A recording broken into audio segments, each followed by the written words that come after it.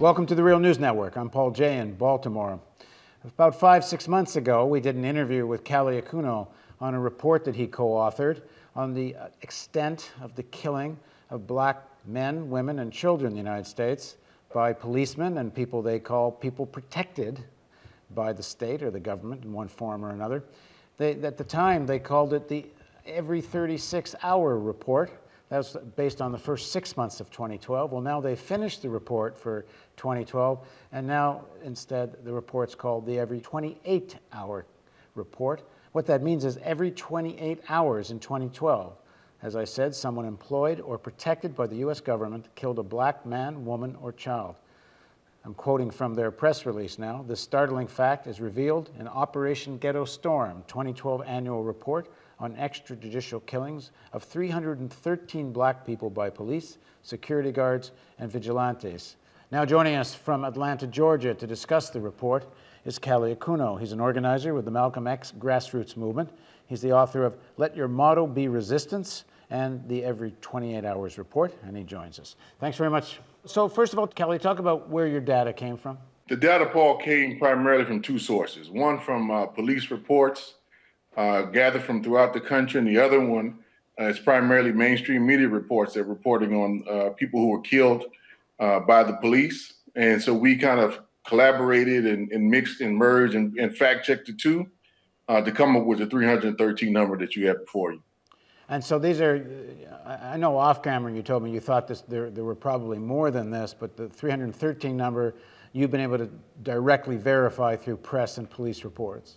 Through some family contacts, but there's definitely more.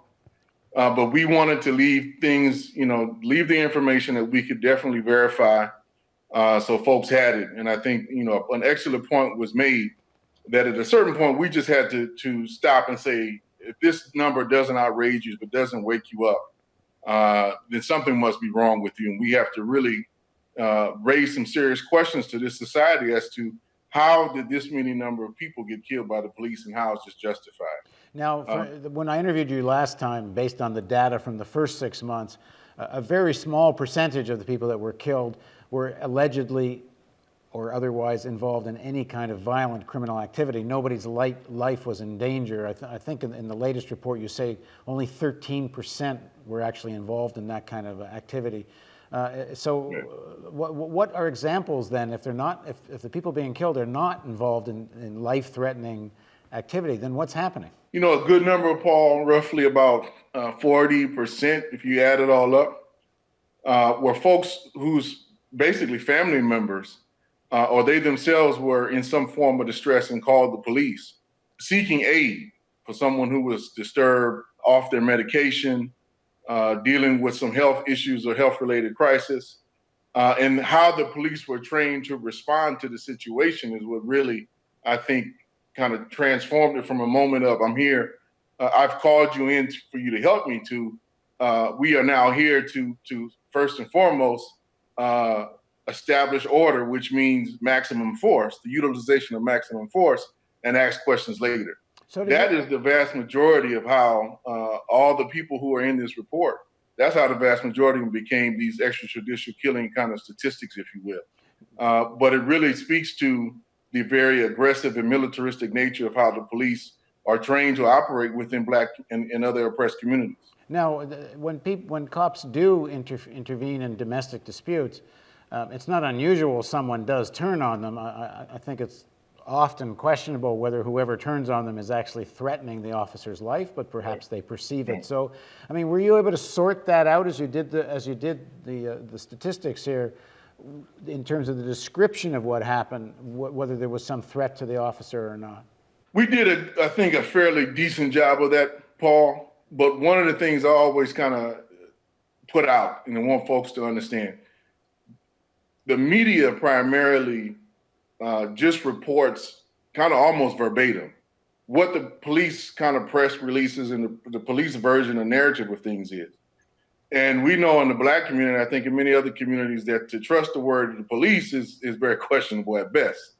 So our ability to really kind of shift through and figure out fact from kind of police fiction, we're would really take a lot more investigation and a lot more work. We're putting out the challenge that we want folks to join us in doing that, because the bottom line is what we've uncovered, and once these investigations kind of take place, once people really follow through with them, the police reports typically do not add up. I would say 90% of the cases, some of the information is completely false, over exaggerated. The threat was magnified, if it existed at all. So they really just can't be trusted. And that's a deeper part of the narrative that we really want to get out to the general public. I think a lot of people know this, but we kind of take it for granted. And I think once you really look at this report, look at the figures and look at the facts, it becomes a startling question. And then it leads us to, well, what do we do to fix this? How do we redress it? And really calling it into question is just the first step. Do you not find that the police, in a sense, and not only as a question of training, but even in terms of their broader role, are in a somewhat impossible situation?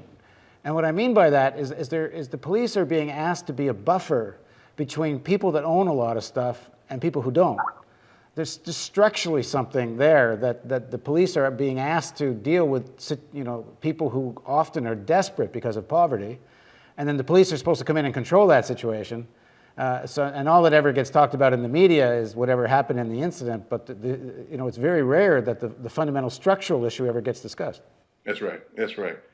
But I mean, rather than just being caught between a rock and a hard place, I think we have to also look at the policy and some of the police's own investment in the policies that have been constructed, like stop and frisk or the gang injunctions and things of that nature. And the buy-in into this whole militarization that's gone with the drug war and now with the war on terrorism, they have their own interests. And I think we need to make sure that that's clear to everybody and not just say, okay, it's just, they're kind of caught in the middle between a structural contingency and human misery. They have their own role and their own interest to play. And I think that's something we need to always kind of highlight.